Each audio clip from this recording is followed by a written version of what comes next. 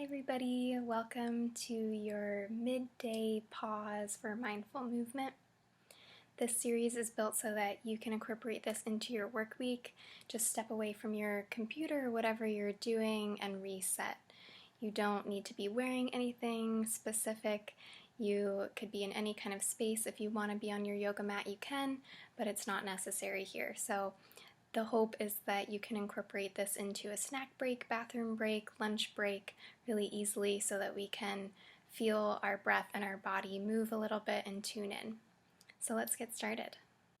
Today we're going to flow through some basics of yoga, some basic yoga poses or the asanas to feel a full engagement of your body. So we'll first just stand and feel Tadasana. Standing up tall, length through the spine, feeling length through the back of our neck, so it's as if our head could be pressing into the wall if we were standing against a flat surface, broad through the collarbone, wide around the whole ribs, lots of space for your lungs to breathe, a curling in of the lower abs, not restricting your breathing at all, so feeling your belly coming in and out, but feeling that engagement that's holding you up, really maintaining your core. Tailbone pulling down slightly, but not tucking under, so feeling like a neutral spine, long through the fronts of the hips, gentle in the knees, loose in the ankles, spread of the feet, spreading the weight of our whole body down into the floor. Inhale, reach your arms up overhead. Exhale, bend forward into your forward fold. Keep a gentle bend in your knees. Start to feel this inversion, which is something we often don't do a lot in the day and can feel really good if you've been sitting a lot or even walking around anyway that this is a total flip of the direction that we normally encourage our blood to be flowing. So just let it go.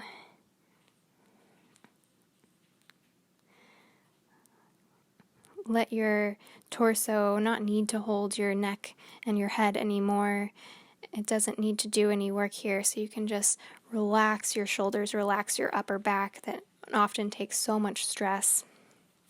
You can sway side to side and rock your head in a yes and a no.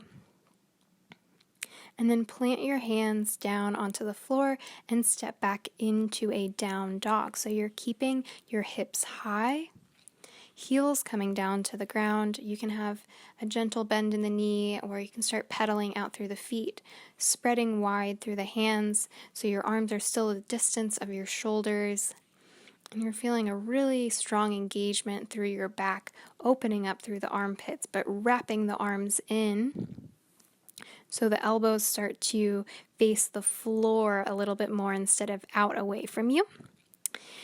And you're feeling your lower ribs knitting in. So your front body is engaged, so it's meeting the back body. Even though your arms are up overhead, you don't want to splay down towards the floor.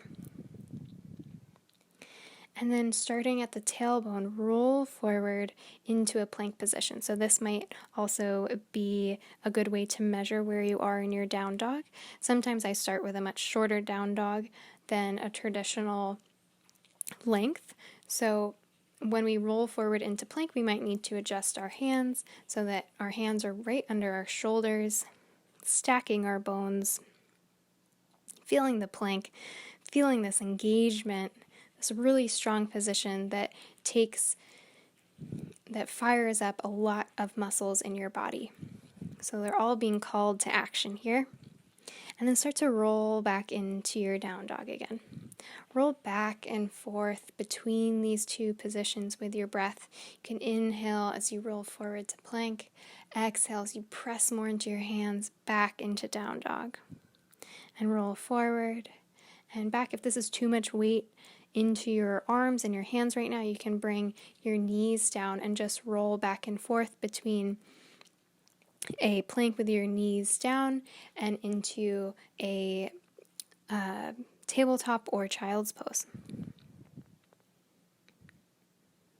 bringing movement into your spine so you're waking up all of those little muscles and bones that bring so much fluidity and energy through your body, finding your center but letting it move. Great job. Now come back into your plank position. And again, if your wrists are feeling okay here, we're going to move into our side plank, lifting our right hand up. Left hand stays strong, planted into the ground, flipping our heels down so we're on the sides of our feet, or you can stack your feet right over each other, depending on how much you would like on the floor to help you balance. Lifting our hips high. If this is a little bit too much, you can bring your knees down so there's less weight into your hand. Just try to keep your palms stacked right under your shoulder. And bring your hand back down to the ground, flipping to the other side, lifting the left hand up, flipping the feet so the heels come down, looking up, pushing into the earth so that you can lift higher.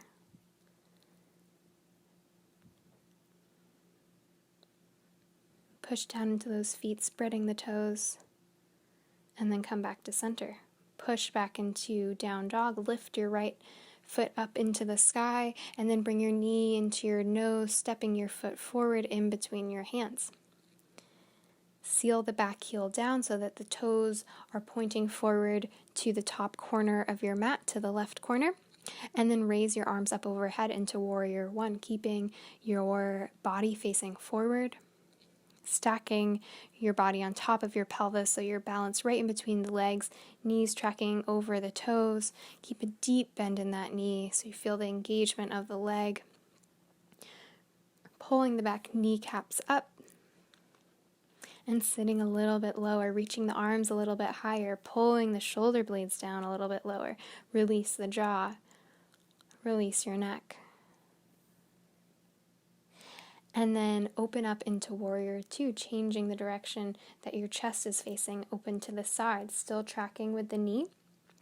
Open your arms out wide, keep your gaze where it was, to the front, over the fingertips. If you want to look back at your back arm, you can, to check to see if it's in line. Sometimes it raises up a little bit higher or moves off to one side.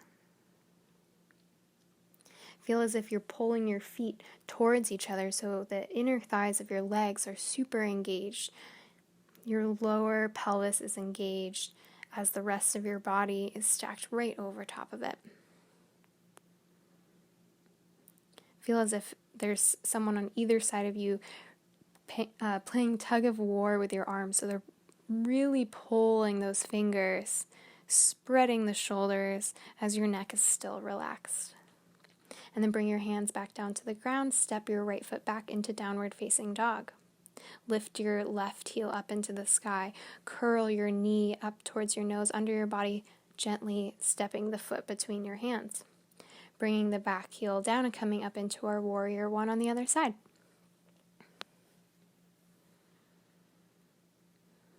Reaching the knee forward, reaching the hands up, back heel sealed down. The outside of that foot is really pressing into the floor. Where's your breath? Exhale, deepen. Open up to Warrior Two. Feeling a little bit more stretch through the thighs, stretch through the arms as they start to move in a different direction. Let your limbs help you orient these lines through your body.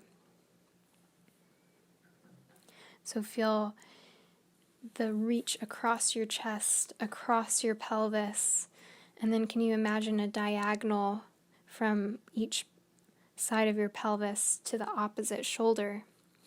And what's that line doing? Is it supporting you here? Is it finding length? Exhale, so a little deeper. And then bring your hands back to frame the foot. This time stepping the back foot up so you're back in your forward fold. Bend down a little bit deeper. Lift your hips a little bit higher. And then bring your hands onto your hips, bend your knees, and stand all the way up into your Tadasana once again.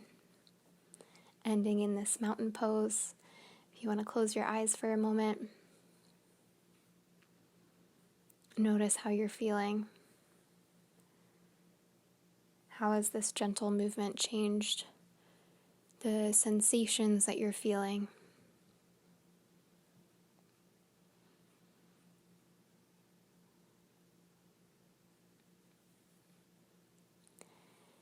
Keep on breathing, guys.